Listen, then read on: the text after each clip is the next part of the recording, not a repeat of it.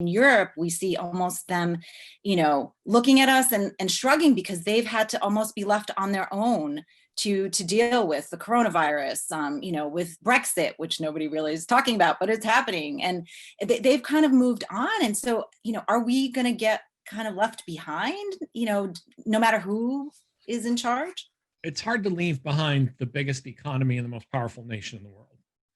But part of our soft power has always been to tell the rest of the world, you cannot do without us.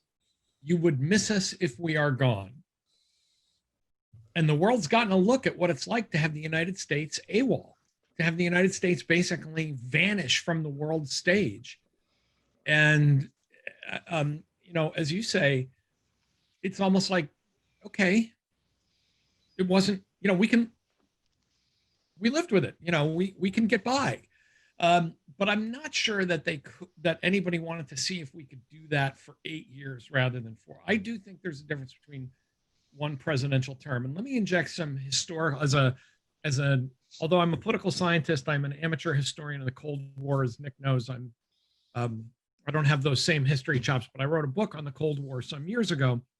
And it's always important to remember that in 1975, Gerald Ford had to go to Brussels to plead with NATO to stay together.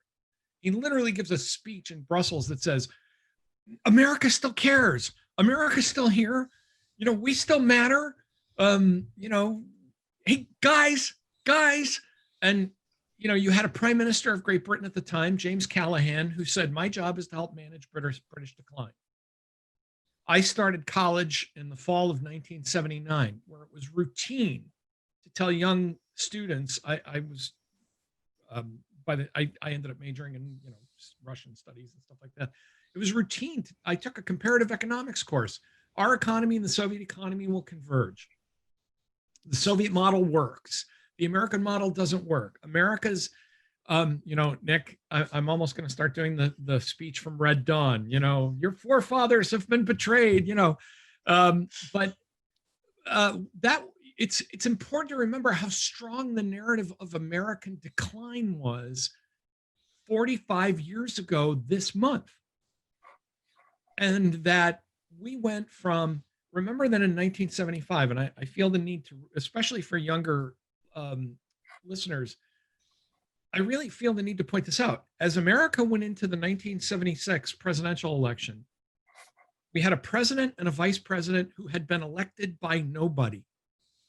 Think of that. Think of all the conspiracy theories in the media, social media age that would happen if Ford and Rockefeller were the president and vice president. You had a president and vice president who had been totally appointed by Congress. We had just been defeated in a major war with communist tanks rolling through Vietnam into Saigon after 55,000 American deaths.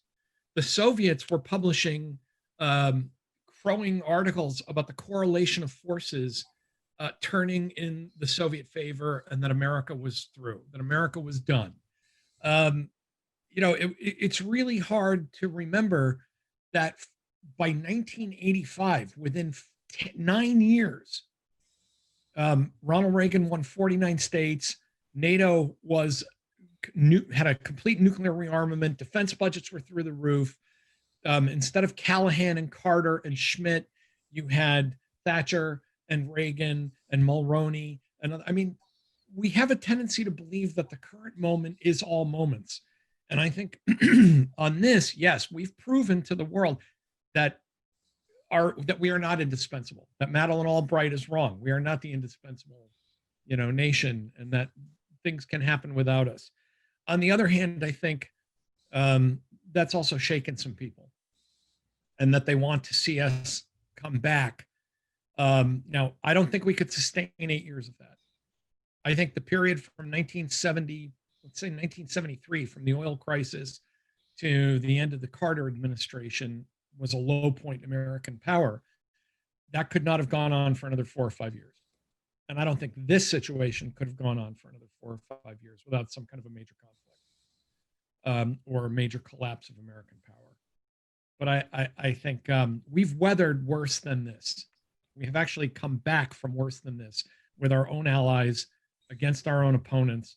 mean, if you had told somebody, and I'll get off this historical soapbox, but if you had told someone in 1975 that in 15 years, if you had said in 1975, my prediction is that in 15 years, by 1990, the Soviet Union will have collapsed and that the United States would be the strongest economic power in the world, that there would be no serious challenger to the capitalist model, that NATO would be on the verge of heading from 15 to 30 nations, et cetera, et cetera. You would have been laughed out of the room as an insane optimist. So I just want to make sure that we're not drawing too many inferences about the permanent damage that's been done to us over 4 years.